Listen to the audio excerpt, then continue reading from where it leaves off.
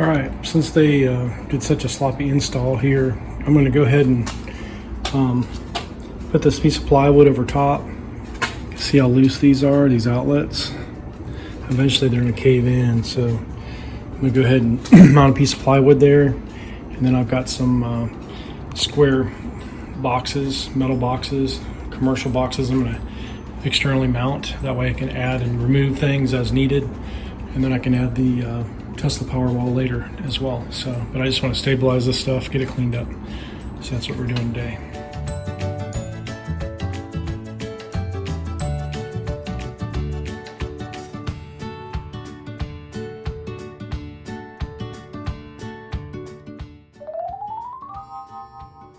Cut myself in that stupid box, man. That plastic is so freaking sharp. Look at that, it sliced me right open.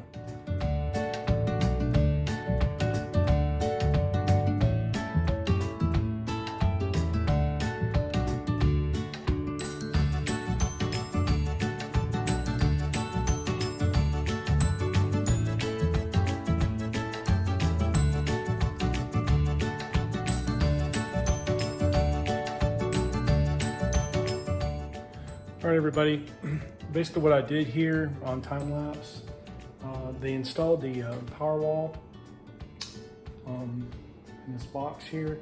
So basically what happened was two guys came, and one was 21, one was 22. They're pressed for time because they have to travel from Tampa. So it was like 4 hours, and then they only had one guy come the next day. So I told them just to basically make it work. I'll worry about everything else later. We had two EV chargers here, and they're mounted in the drywall. So when they went to mount the big power cables, basically had to cut through there and go back and forth. And basically it was a lot of wires, a lot of mess, and the drywall was kind of like loose after they were done. So basically what I did, we lost this outlet, and so I had to bring it back, service outlet, and I went ahead and put a duplex on it.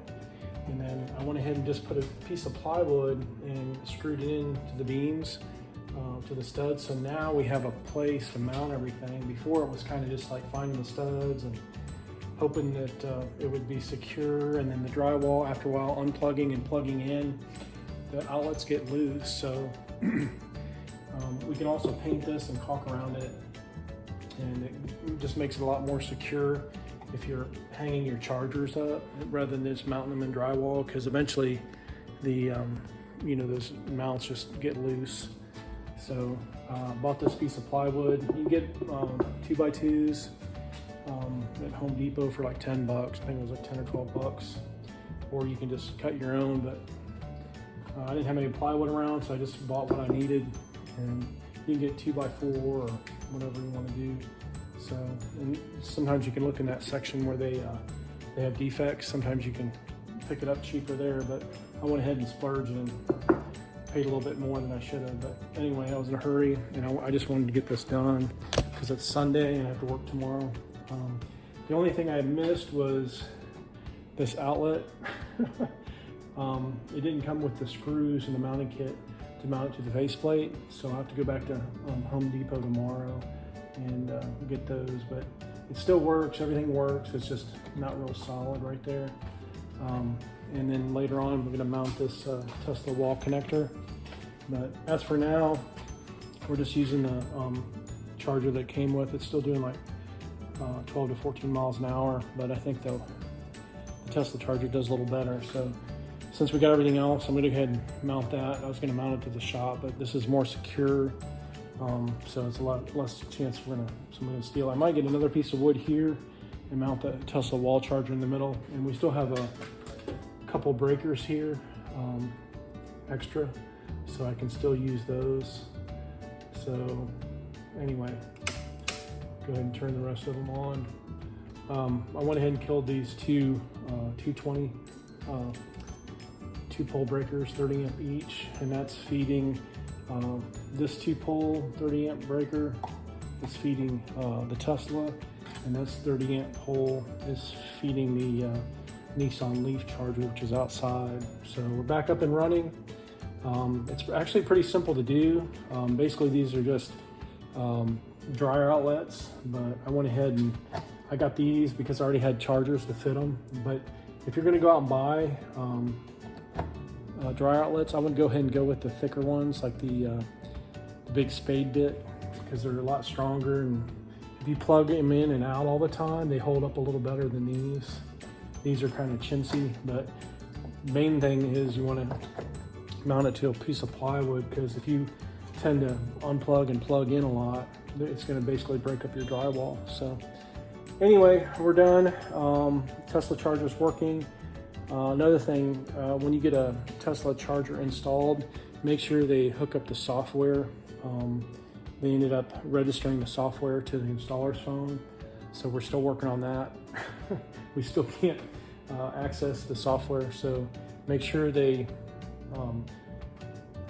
register your phone and not theirs. So we gotta wait till tomorrow to get the software hooked up. So anyway, this is Roger with Roger's Reviews. If you have any questions or comments, I was an electrician for like 5 years, so I do a lot of the little stuff myself. It's pretty easy. You don't have to spend like $4,000 or whatever to get a level 2 charger. Basically, you just have a electrician mount one of these. This is just a dryer outlet, and then just basically it's a 2-pole breaker, 30 amp. So basically you go to Home Depot and you just get a 30 amp 2-pole breaker that fits your panel, like square D like mine.